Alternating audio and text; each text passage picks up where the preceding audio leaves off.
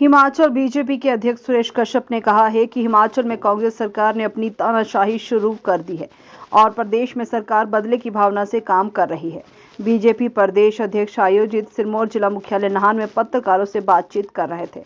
सुरेश कश्यप ने कहा कि तानाशाही तरीके से सरकार ने महज 20 दिनों के भीतर बदले की भावना से काम करते हुए और संवैधानिक तरीके से प्रदेश में 574 संस्थानों को बंद किया है, जो बेहद दुर्भाग्यपूर्ण है। उन्होंने कहा कि प्रदेश के इतिहास में पहली मर्तबा सरकार बनने के 2 सप्ताह बाद लोग मजबूरन सड़कों पर उतरने के लिए मजबूर है।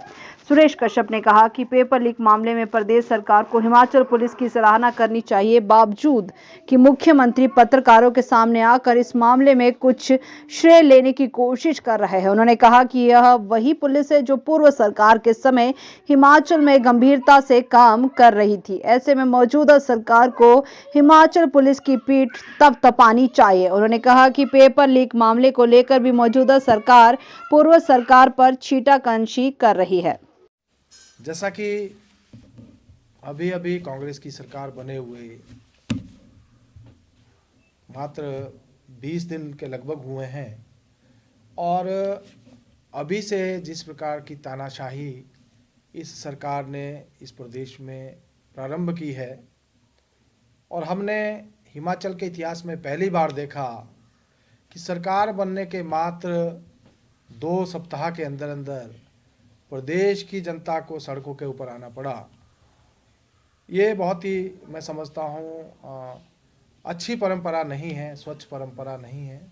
या फिर जिस प्रकार से कांग्रेस पार्टी ने एक जो बीड़ा उठा लिया कि 1 अप्रैल 2022 के बाद जब भाजपा की सरकार को पूर्ण बहुमत था, सरकार के पास मैंडेट था, संस्थानों को बंद करने की झड़ी लगा दी और प्रदेश में लगभग 600 के करीब 574 संस्थान जो कि पिछले 9 महीने का लगभग कार्यकाल जो था उस दौरान कार्यरत थे, उनको बंद करना मैं समझता हूँ बहुत ही दुर्भाग्यपूर्ण है। अगर हम पेपर लीक मामले की ही बात करें, सरकार बनने के तुरंत बाद जिस प्रकार से ये मामला हुआ और बहुत सारे अभ्यर्थी जो कि इस परीक्षा में बैठने वाले थे, पेपर लीक हो गया।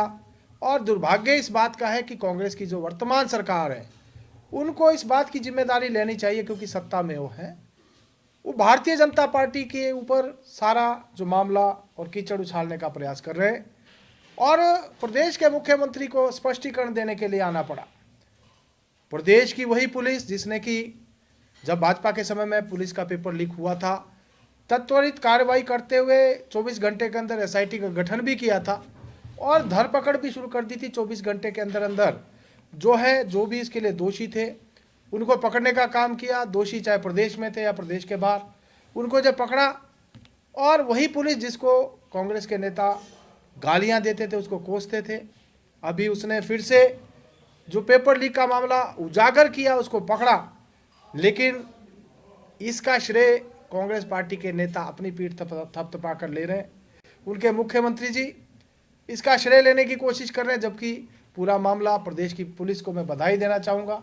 उन्होंने उसको उजागर किया, उसको ट्रेस किया और ये भी बड़ा दुर्भाग्यपूर्ण है कि जिस पुलिस को ये कोसते थे आज उस पुलिस को उन्होंने श्रेय देना चाहिए, लेकिन कांग्रेस के नेता इसका श्रेय अपने आप लेकर भाजपा को जो है, भाजपा की सरकार को और पूर्व सरकार को कोसने का काम कर रहे हैं। उनको जिम्मेदारी लेनी चाहिए। उनके समय में इस प्रकार का मामला आया है। जिस प्रकार की स्क्रिप्ट मुख्यमंत्री जी कल प्रेस में पढ़ रहे थे, ऐसा मालूम होता है जैसे फिल्म की कोई कहानी पढ़ रहे हैं। और यही नहीं है, जैसा कि उन्होंने बताया कि और भी 2 पेपर जो एक महिला पकड़ी गई है उसके पास मिले हैं। ये अच्छी बात है कि सरकार को कार्रवाई करनी चाहिए, जो भी दोषी हो दोषियों के ऊपर तुरंत कार्रवाई होनी चाहिए। क्योंकि कांग्रेस पार्टी ने सत्ता में आने से पहले 10 गारंटियां देने की बात कही थी और इन्होंने कहा था कि हम पहली कैबिनेट में जो है ओपीएस को लागू कर देंगे। पहली कैबिनेट में हम महिलाओं के खाते में 15,000 रुपए देने का जो है 1500 रुपए देने का इन्होंने वादा किया था। साथ ही साथ 1 लाख युवाओं को रोजगार देने की बात की थी, 300 यूनिट जो है बिजली फ्री देने की बात की थी।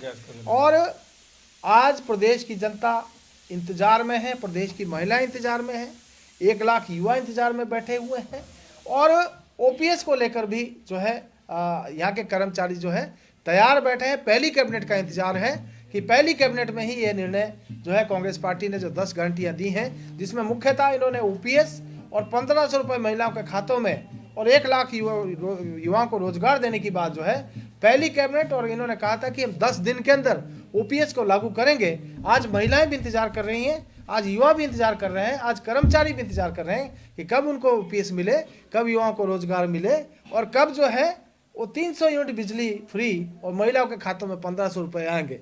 साथ में इन्होंने गोबर भी खरीदने की बात की थी। तो बहुत सारे जो हमारे आज जो किसान बंधु हैं वो इस बात का भी इंतजार कर रहे हैं कि कब कांग्रेस पार्टी का फरमान आता है कि कब उनके घरों से गोबर या कहाँ गोबर भेजना है। इस बात के लिए है किसान भी हमारे इंतजार में बैठे हैं, हमारा जो प्रदेश के किसान इस बात का इंतजार कर रहे हैं।